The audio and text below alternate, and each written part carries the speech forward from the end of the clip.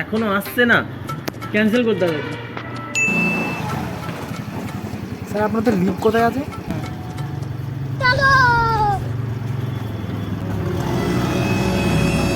আপনারা কোথায় যাবেন? আমরা ঠিকঠাক চিনি না দাদা, আমরা এখানে নতুন। আমাদের যে লোকেশান দিয়েছে ওই লোকেশানে কিন্তু নামিয়ে দেবেন, ঠিক আছে?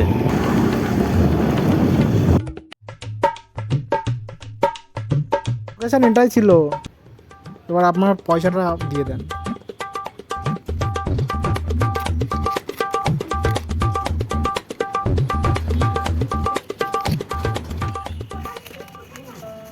স্যার একটা কথা ছিল, বলবো?